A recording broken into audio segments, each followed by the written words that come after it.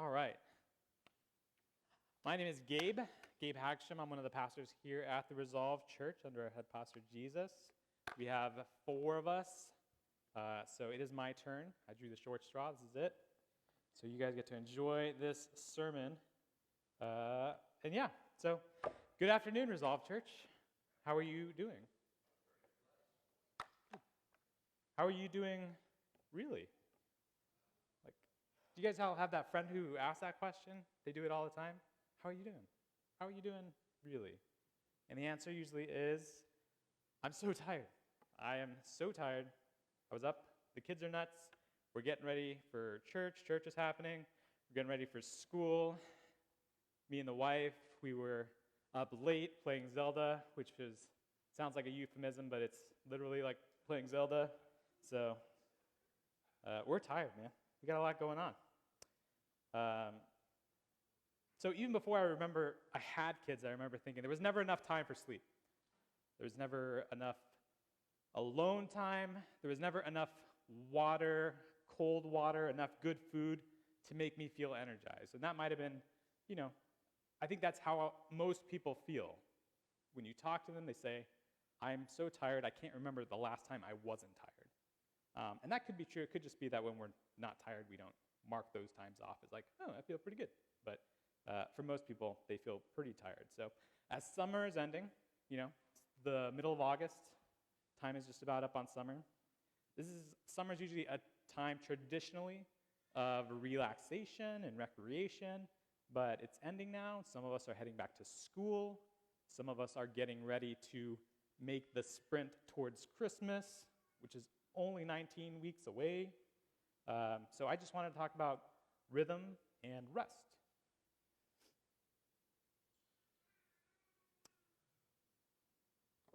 And God's design for them in our lives. And most importantly, how rest is godly. I want to talk about how rest is godly because rest in our culture is a mess. On one hand, you have kind of the self-care group, which started out great, like most ideas. Listen to your body, eat well, be mindful, but then slowly gets broken down by our broken world until it turns into what they call bed rotting, which is where you don't leave your bed for a couple days to recover, and that's self-care. I don't know that that's really self-care, but that's what they consider it. On the other hand, you have the rise and grind group.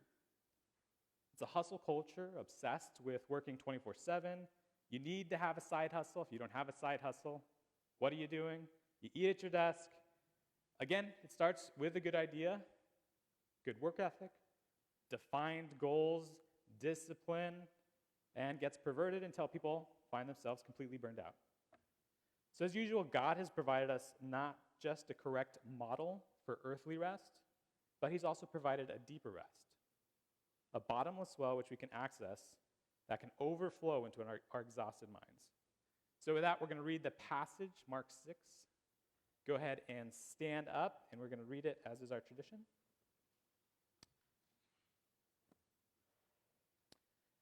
Here we go. Mark 6, starting in verse 7. And he called the 12 and began to send them out 2 by 2 and gave them authority over the unclean spirits.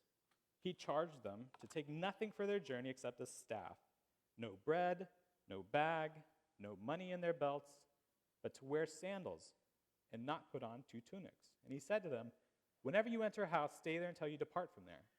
And if any place you will not receive you, and they will not listen to you, when you leave, shake off the dust that is on their feet, as a testimony against them. So they went out and proclaimed that people should repent. And they cast out many demons and anointed with oil many who were sick and healed them. Jump into verse 30. The apostles returned to Jesus and told him all that they had done and taught. And he said to them, come away by yourselves to a desolate place and rest a while.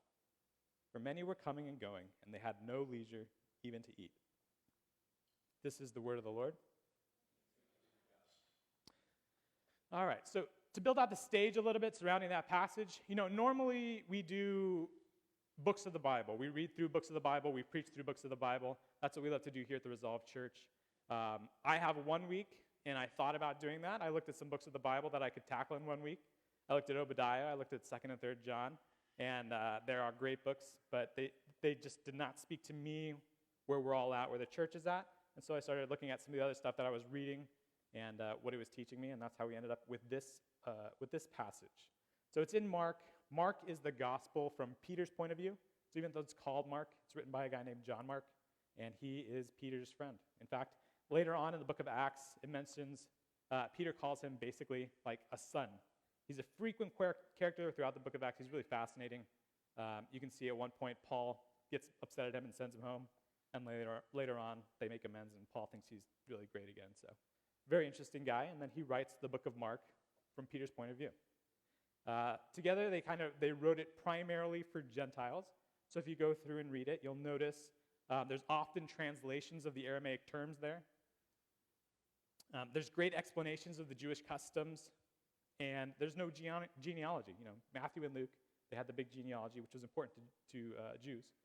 But for the Gentiles, they don't know who those people are. So Peter's like, well, we don't need to tell them. Peter and Mark also focus a lot on the humanness of Jesus. So as you read through the book of Mark, you're going to find a lot more of that human aspect. His eating, his drinking, his resting. This passage picks up early in Jesus' ministry, and he's just sent his disciples out to spread the gospel, to do his work, and they all come back exhausted. And what does Jesus tell them then? We might expect that Jesus would tell them something like, suck it up, let's go. I don't have much time. You did I do that work every day. You went out and did it for like a couple days, and then you come back here exhausted, get some water, and we got to get back out there. But he doesn't. He knows these men, he knows us, and he knows the best thing, the very best thing for them is to rest.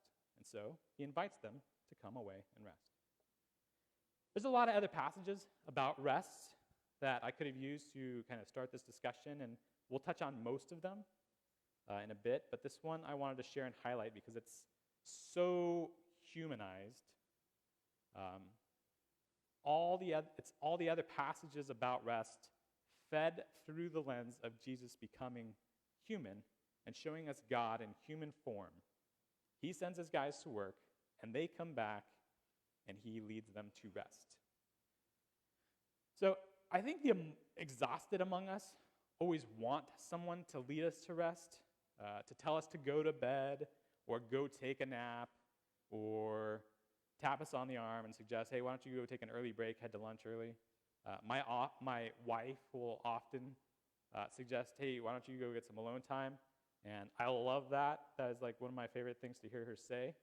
It makes my time of rest that much sweeter because I leave knowing that she's offered to take care of things. So having somebody tell you or lead you out and rest allows you to do that. And that's exactly what God does for us. He tells us to go rest, and it reminds us that not only is he taking care of our earthly material things, but he's taking care of our eternal work also. We get the deeper rest away. It's away from what Tim Keller calls the work underneath the work below the work, working to prove yourself valuable and significant. But before we get on to that, let's back up and talk about what is rest. So when I started to think about rest, I thought about a quote from a book, The Lord of the Rings. And this quote resonates with a lot of people who are tired. And Bilbo is talking to Gandalf, and he says, I feel thin, stretched, like butter scraped over too much bread. He says he needs a holiday. That's what I think of when I think of rest, recovery from that feeling. When somebody asks me, what would rest look like? It would be like making that feeling go away. I want to not feel thin and stretched. In the passage that we read in Mark, we can see Jesus inviting his disciples not only to physical rest, but a bit of spiritual rest also. He doesn't simply say, welcome back, why don't you grab a cot and sleep a wink? It's not simply spiritual. He doesn't invite them to join. He also doesn't invite them to join like a 24-hour prayer time to recover spiritually and, stay awake. he invites them to both. He says, come away by yourself to a desolate place and rest. It's physical and it's spiritual.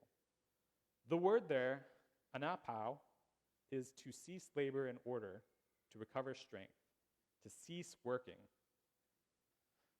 It's something he's modeled for them just a few chapters earlier. In Mark 1:35, Jesus had been up all night healing and casting out demons, and then he models rest for the disciples who are with him.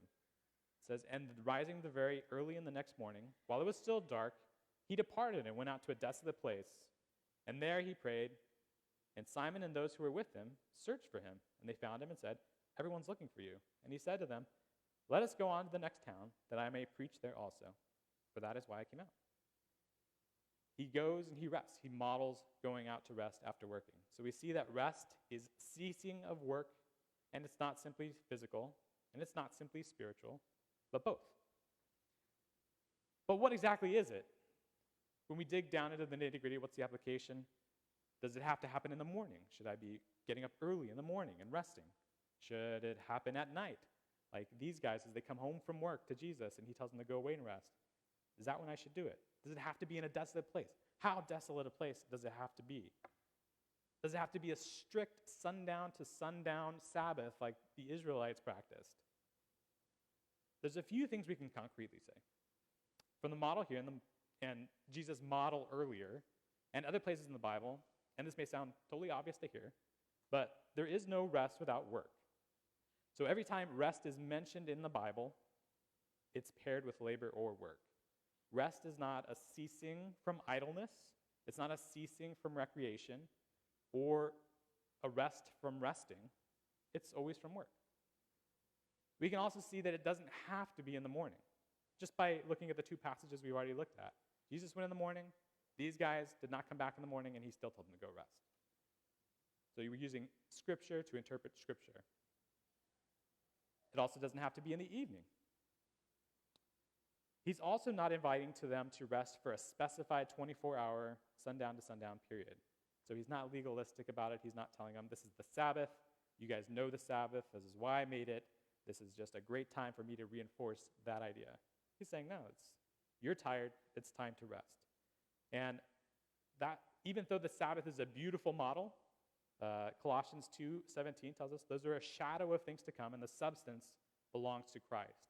So we see the temptation is to take that shadow of the Sabbath and say, God gave us that Sabbath for a reason when we're tired.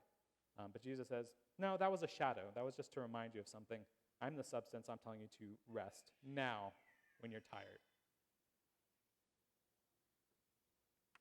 So what he is calling them to do, what rest is an intentional come away and guarded to a desolate place. So he's telling them, let's be intentional about this rest.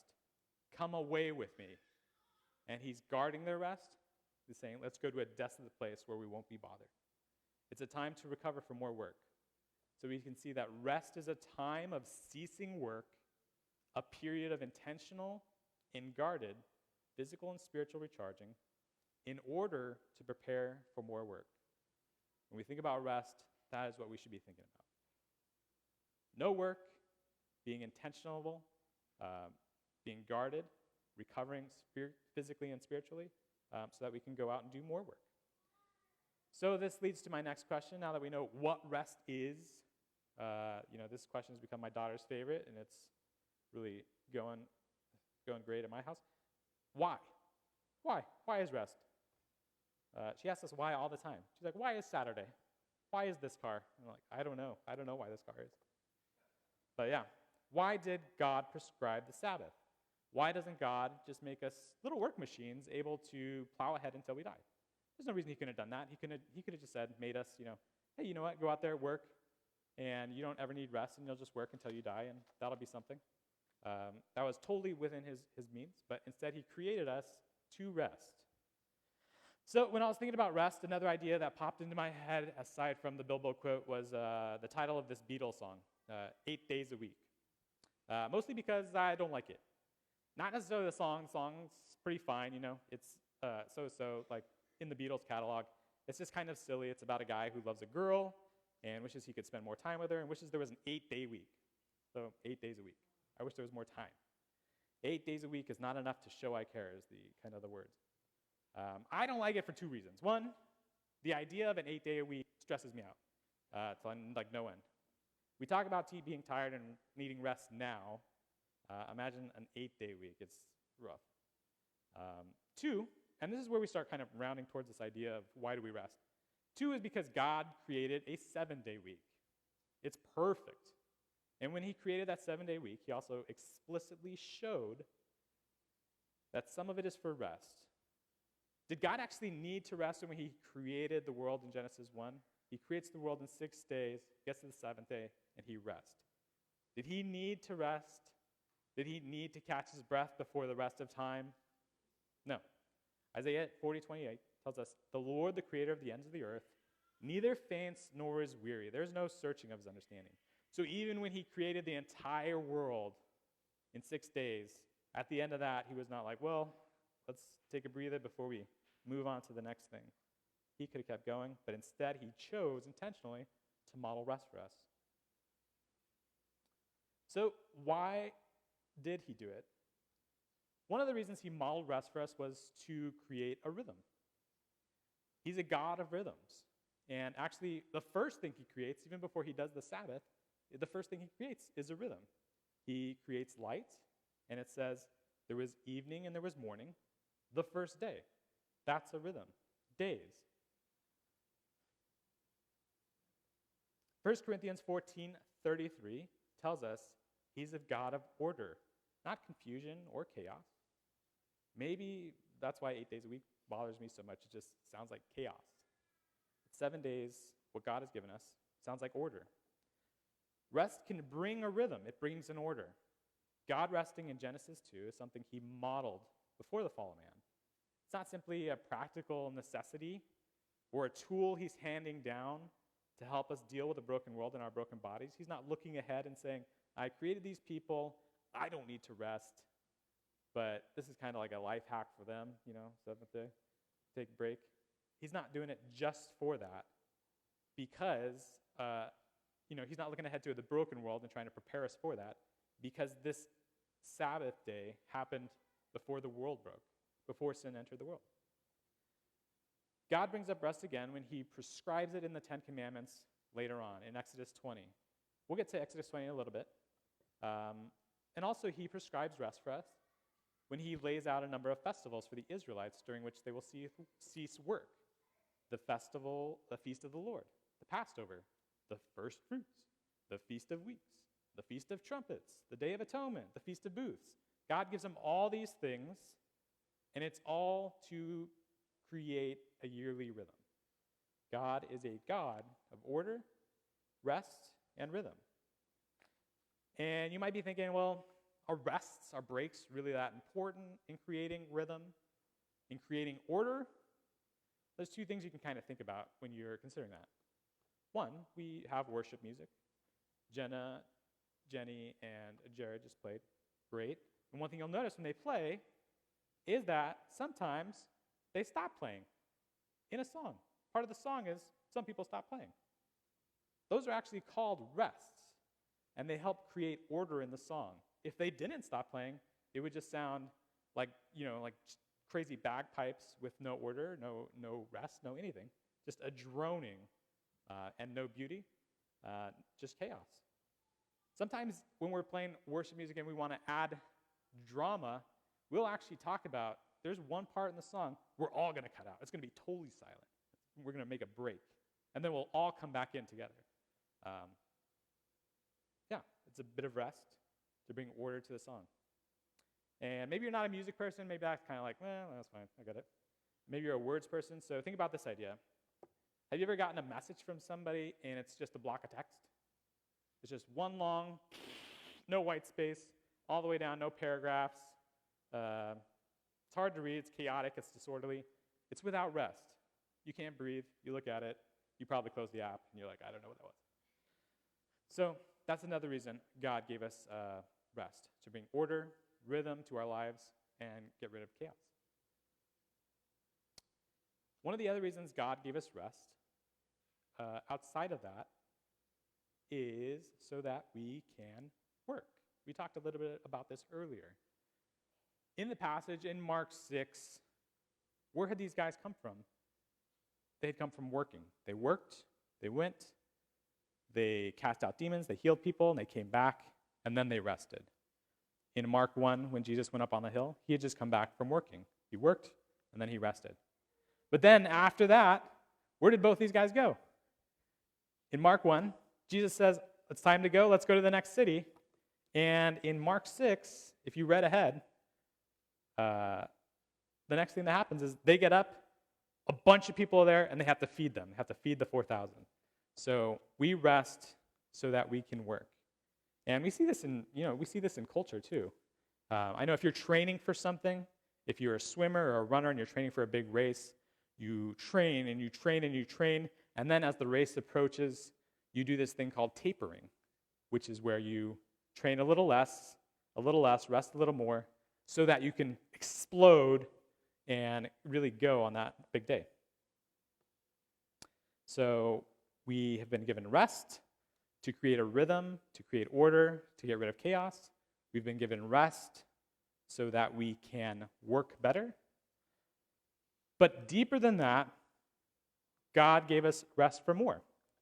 I mentioned the fourth commandment of the 10 commandments in Exodus 20. I told you we're going to get to it. Exodus 20 is a huge puzzle piece for how the church and even broader culture still talk about rest. The Sabbath. That's what mostly comes to mind. If you pull anybody aside, what do Christians know about church or rest? Well, they know about the Sabbath. They were all told to take that. We do the Sabbath. Even in culture professionally, we still have things called sabbaticals for people who are in academia or just at work. The word sabbatical actually comes from the word Sabbath. So let's dig in a bit there. God in Exodus 20 had just rescued or redeemed the Israelites from slavery. Slavery is unending labor. It's the chaos. It is just nonstop labor. In fact, Moses goes to Pharaoh and asks, if you may remember early on, he doesn't ask to say, give me my guys and we're going to leave and we're going to go start our own nation. Early on, he goes, hey, Pharaoh, we would like to go out of town and do a little worship and then we'll come back. One day, we'll be back. And Pharaoh says, no, I can't have these guys miss one day. They need to work every day. That's slavery. Working every day. That's what God rescued them from. That's what he redeemed them from. Unending labor. And so when he gives them these commandments, and the Sabbath being the fourth, you remember the first three? The first three is love the Lord your God, no idols, and no taking the name in vain. He gives the Sabbath as number 4. It's pretty high on the list. And he tells them, when he gives it to them, you should remember that you were a slave when you take the Sabbath. You were a slave in the land of Egypt, and the Lord your God brought you out from there with a mighty hand and an outstretched arm. Therefore, the Lord your God commanded you to keep the Sabbath day. The Sabbath, that rest, is a reminder of the slavery he saved them from. It's a reminder of him being a redeemer. They're no longer slaves. They've been redeemed. Their work is no longer needed because of his work. That's what rest often is. It's a time of reminder of rhythm. It's a removal of chaos. It's a time to get ready for more work. And it's a nice reminder of how God redeemed us by working so that we don't have to. The deeper work, the work of trying to be valuable, worthy, he's already done that for us. We can rest. Just to drive it home even further, you have to consider the Israelites. They were like a startup. They were just getting their feet under them as a nation. So by all accounts, these people needed to be working 24/7. They had just left Egypt, and this was a nation that was just getting started. These were not a bunch of thinkers and statesmen. Their leader was Moses, who had grown up in Pharaoh's home under Pharaoh's daughter, and even that guy was like, I'm not very good at talking, so I would like some help with that. So he's their best guy. And so they're going out and they're trying to start a nation. They need to be working hard in order to survive. So they need to be grinding. They would, like, common practical advice would be, you guys need to be outworking everybody. You guys need to be working 7 days, 24/7, working late, burning the midnight oil. But God tells them no. He says, you're going to work 6. You're going to work 6 days, and the 7th day, you're going to rest. And that's going to be different. That's going to make you holy. That's going to make you set apart than any of the other nations you guys hang out with. Even though you're going to feel like you want to work 7 days, you're going to work 6. So it's a testament to the greater provision for our lives than we could ever manage ourselves, and also it's a foreshadowing of the rest we have because of the work he does on the cross. So we need rest to bring order and beauty to our lives through rhythm. It's an acknowledgement of God's providence, and it's a celebration of his work of redemption. So now that we know what rest is, why rest is, now we're going to talk about how should we rest. Do we just nap? Do we just close our eyes? Do we just put on some music? How would we do it? Thankfully for us, God has not made it that complicated. In fact, he's built in the need for rest right into our bodies. You can feel when you need rest. You might, refute it, and you might refuse to rest, but you can feel it. We like to tell ourselves that when we're refusing rest that we're just doing it for self-sacrifice, but you will pay a price. You will burn out. And what that looks like, they've done studies on what a burnout kind of looks like. It's the part of your brain called the amygdala. It's like an alarm system in your mind, and it goes off when something in your environment is dangerous or upsetting. And when you are burned out, the amygdala just keeps going off. It's overactive. And everything that's meant to counteract that, all your logic, all your perspective, all those mechanisms, they're weakened. So it's like a siren that's just always going off. You can't focus. It's a terrible feeling. They've shown that when you are experiencing burnout, when you ignore what your body says, when you don't do the rest, it's going to greatly reduce your executive function. You're not going to be able to do things you need to do. You're not going to be able to pay attention. Your ability to create and keep memories is hindered. You're not going to remember what's going on. You're not going to be able to recall things that you need. And overall, just cognitive function is greatly impaired when you're in burnout. As believers, we are called to be good stewards of our bodies, time, and talents. Ephesians 5:15 through 17 says, "Be very careful then how you live, not as unwise, but as wise, making the most of every opportunity because the days are evil. Therefore, do not be foolish, but understand what the Lord's will is." So we seek to be wise, and we choose rest, and be wise about how we rest. So we already talked about what rest is, a time of ceasing work, a period of intentional, guarded physical and spiritual recharging in order to prepare for more work.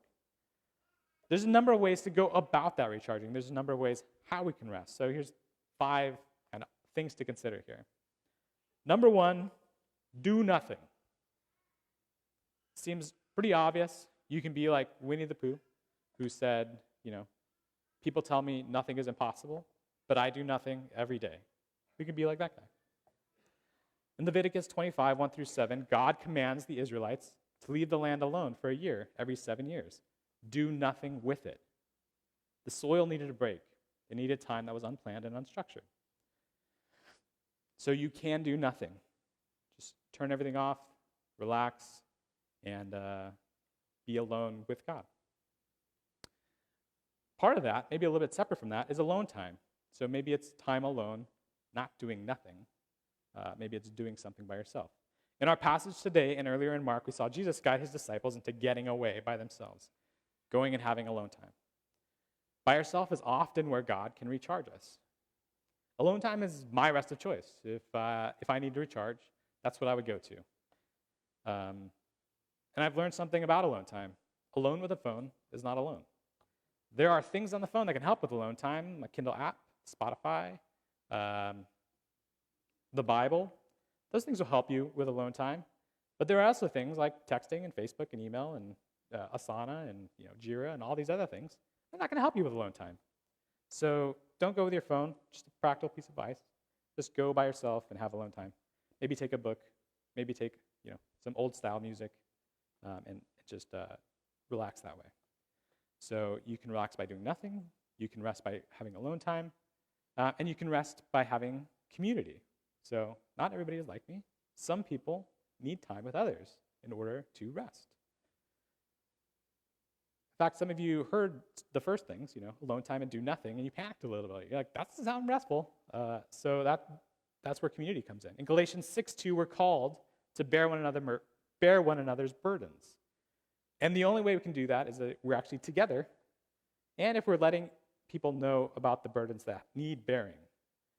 So getting together in community, spending time with people who love you, people in the church, is a great way to rest.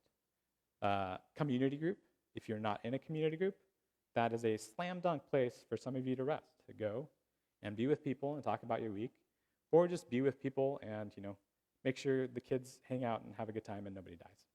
Either time, it's together, it's in community, and it's a little bit of time of rest. Number 4, prayer. We're called to bear each other's burdens, but we're also called, in Philippians 4:6-7, to pray. It says, "Do not be anxious about anything, but in everything by prayer and supplication, with thanksgiving, let your requests be made known to God. And the peace of God, which surpasses all understanding, will guard your hearts and your minds in Christ Jesus." That's prayer. That's a time of rest, casting those things onto Jesus so that you can experience peace. And then finally, number 5, taking extended time. So the first 4 ideas can be accomplished in a few hours, probably less, sometimes 20 minutes, 30 minutes. But there can come a time where your rest will need to be more than just a Sabbath day, but a month or a year. The Leviticus passage above talked about leaving a field fallow for an entire year. And they go on to talk about the year of Jubilee, which every 49th year, they would leave it fallow, completely alone, for 2 years, just to let it rest. Sometimes that's what rest requires. It's an extended time away from the job. From your job, from the ministry that you're serving in, from, being totally burnt out. Even from the physical exercise you can be in. Sometimes you need a rest from that. I've talked to a lot of people who will exercise, and they will just plateau. And somebody will say, you know what, why don't you take like a month off? And they will, and then they come back, and then they start building up again. It's an extended time of rest to refresh. It's entirely biblical, and it could be wise, so consider that. God in his wisdom has provided us numerous ways to rest, to recharge, and celebrate his redemptive work on the cross. So all we have to do is take his invitation to come away and rest. And there's actually a better verse. I said earlier, Mark 6 is good. I like it as a way to talk about rest. But there's actually a better verse to talk about rest in Matthew 11. Matthew 11, 28-30. "Come to me, all who labor and are heavy laden, and I will give you rest. Take my yoke upon you and learn from me, for I am gentle and lowly in heart, and you will find rest for your souls. For my yoke is easy and my burden is light." Jesus has purchased rest for you. He finished the work. In verse 29 and 30, you can see that he's inviting you to rest. By taking his yoke, which is, like, I thought I was taking a break from work, and you're offering me a yoke, which sounds a lot like work, but it is a type of rest. We can rest because we know Jesus is in control, and we can rest knowing our material needs are in his hands. And most importantly, we can rest from the work below the work. We have no need to prove ourselves valuable or significant because God's already done it for ourselves. We don't have to save ourselves. God's work has already done it. We can just rest. To celebrate and remember that work, we are now going to move to the Lord's Supper. So the Lord's Supper is a special time for believers. So we ask that if you are not a believer, you do not participate. But if you've been thinking about it and God has been moving you and you want to pray, someone will be over there to pray with you. Or if you want to pray about anything else, somebody will be over there. But yeah, so if you like, let's move on to the Lord's Supper. Father, we just thank you for being our God. We thank you for being a God of order, who saved us from chaos, who created this world that doesn't involve, is not designed for chaos, and we can see your work in it. We thank you for doing the work for us, Lord, so that we can rest, so that even though we go out and we do work for you, we do work within your plan, we can rest knowing that you have done the most important work for us and bring us back into community with you.